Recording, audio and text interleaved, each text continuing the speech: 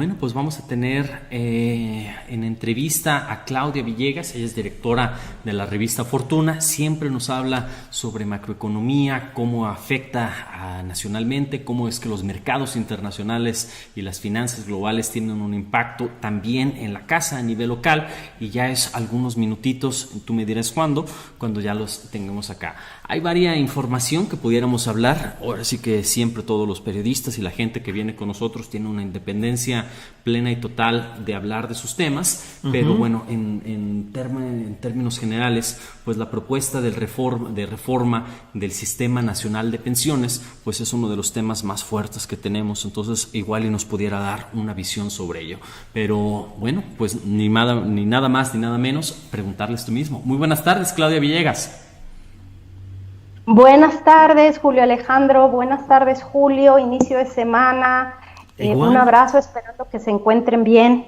Igualmente, Claudia, con el gusto de saludarte en estos lunes en los que ya estamos esperando. ¿Qué nos va a decir Claudia Villegas sobre la situación económica, financiera del país? Y en este caso, lo que tú nos quieras plantear, está tu tema abierto, Claudia, por favor. Muchas gracias, Julio. Pues la reapertura en Estados Unidos está impulsando la recuperación de la economía mexicana. Parece que tocó fondo. Esto es una buena noticia y esto nos confirma, Julio y Julio Alejandro y amigos, que la pandemia está modificando de una manera impresionante todos esos paradigmas, todas esas pues hipótesis que se tienen respecto a los grandes indicadores de la economía. Ya vimos, por ejemplo, las remesas que mes con mes sorprendieron a los analistas. Ahora, Julio, las exportaciones no petroleras, de acuerdo con datos oficiales, pues crecieron 76.93% en junio. ¿Se acuerdan ustedes?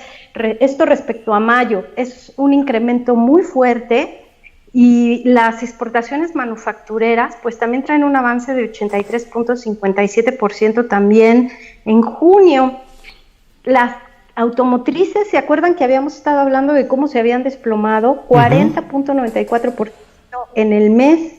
Y las exportaciones totales, las automotrices, crecieron 54%, y las manufactureras no automotrices 40.94%. Entonces reiteramos esto de que la pandemia está cambiando todo, y lo importante ahora sería un buen plan para ver cómo puede apoyarse que el desconfinamiento, que es necesario, ya lo vimos, para la economía, pues no genere más contagios, Julio. Creo que los epidemiólogos esta semana están por definir qué va a pasar en el Valle de México y en otras ciudades importantes, porque pues es muy, muy, muy relevante que la economía siga recuperándose. Insisto, los analistas aseguran que tocó fondo. La otra variable pues es la epidemiológica, Julio. Bien, pues todo esto, además, es que no sé yo, Claudia, cómo se va a aterrizar todo este tema de lo que específicamente se refiere a este sistema de pensiones. ¿Cómo se puede intentar un proceso de reforma y de cambio en este tema cuando la situación económica sigue tan complicada? Sin duda, creo que el tema de las pensiones tenía que corregirse, tenía que buscarse que aumentaran las aportaciones, Julio Alejandro. Es un plan, digamos, para mediano plazo. Es un plan en el que trabajan de manera conjunta el sector privado y el gobierno, los sindicatos. Me parece que es más como un puente de buenas intenciones. Claro, tiene pues una gran altura de miras, que es que más de 20 millones de mexicanos tengan un acceso oportuno y justo a las pensiones. Pero en este momento, bueno, digamos que es trabajar sobre lo que va a ser. Y ya también pues hay versiones de que los empresarios quieren buscar un esquema de incentivos fiscales a partir de este apoyo que dan al sector laboral, que no es apoyo, es corregir. Las aportaciones eran realmente muy bajas, 5% de aportaciones patronales eran realmente bajas, Julio. Entonces, me parece que es más bien sembrar el camino en este momento en que tal vez este plan de pensiones y lo que se logró pueda ayudar a que se tomen decisiones importantes respecto a lo que necesita la economía en el muy corto plazo. ¿Qué se necesita en el muy corto plazo? Mucha coordinación con las autoridades locales, mucho apoyo para que este tema de la pandemia no se siga descontrolando, Julio.